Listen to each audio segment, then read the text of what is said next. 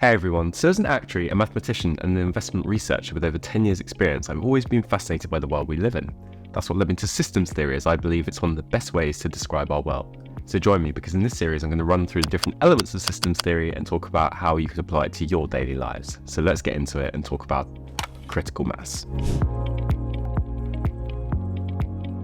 So what is critical mass, or a tipping point? Well, a tipping point is where a system reaches a certain point and it changes state following that point. And a way to think about this, using an old kind of folksy saying, is the straw that broke the camel's back. So obviously straw is a very tiny piece of material, it's got a very low weight, but when it gets added on top of the existing load that the camel is carrying, it causes the camel to state shift and breaks its proverbial back. The way to think about this in terms of physics is that moving water from 99 degrees to 100 degrees will cause it to turn into steam, but all during the build up to that 99 degrees, the water is still in liquid form, it's not in a gas form yet. So that basically shows how in our world there can be a tiny change where, provided there's enough build up, that tiny change will take you into a completely different state. So a way to apply this in your everyday life is to look for systems where you're applying some sort of effort or you're creating connections. When you get to a certain point of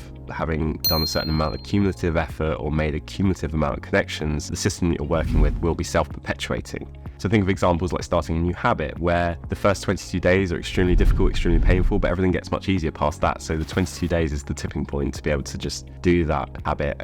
That habit has reached critical mass within your own personal system, and you can just do that a lot more easily going forward. Or from a money standpoint, think of everyone's advice for you to save 100k, because that first 100k is really difficult, but once you're past and over that tipping point, everything becomes a bit more easier following that 100k. So perhaps the 100k is your tipping point in your financial system, i.e. when you reach that level of savings. So how might you be transformed when you're thinking about critical mass and tipping points? Well, I would say the first way you might be transformed, you might not give up early applying effort in certain situations, because you know you've just got to reach that tipping point, and beyond that you'll be able to apply a lot less effort, and the system will kind of have reached a decent amount of momentum and it will be running on its own. Often, starting to get to that tipping point is one of the hardest things to do. So I think the important thing is to break it down into even smaller chunks and just take that initial action and make that initial action easy. Make it the first step on your journey and make sure you just take that first step. Recognizing it's going to be tough, but it'll be worth it in the long run. So the second way you might be transformed when you think about tipping points or critical mass is that you might set yourself larger goals, because if you recognize that all you've got to do is get to that tipping point and then the system will take care of itself and you'll be able to reach that goal much more easily, you might be more willing to set that large goal. Whereas if you think very linearly, you might think, oh, that looks completely unachievable, I'm never going to hit that, save £1 million. But if you know that you've just got to get to that first 100k and things become a lot easier following that, you might be more willing to set that goal, saving £1 million.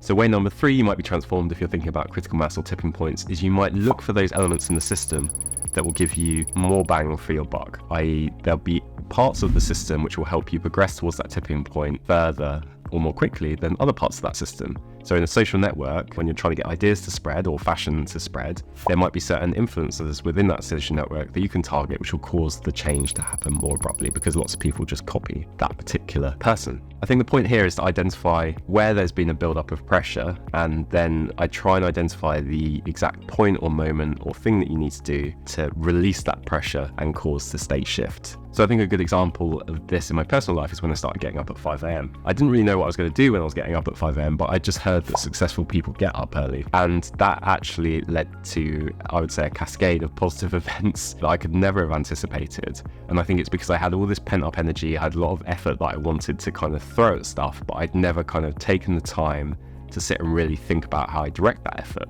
And by getting up at 5 a.m, it was completely deadly silent, and it allowed me to just slowly work through what I wanted to achieve and what I wanted to do and how I wanted to direct that effort to get the best outcome. I think that's a great example of where just waking up at 5 a.m. consistently for a while, it was a habit, it was hard to do initially, but it eventually led to this complete transformation in me and my personal life. I don't think it could have come about any other way. So there we have it. I hope you enjoyed that video on systems theory, talking about critical mass and tipping points. If you enjoyed this video, don't forget to check out this one over here.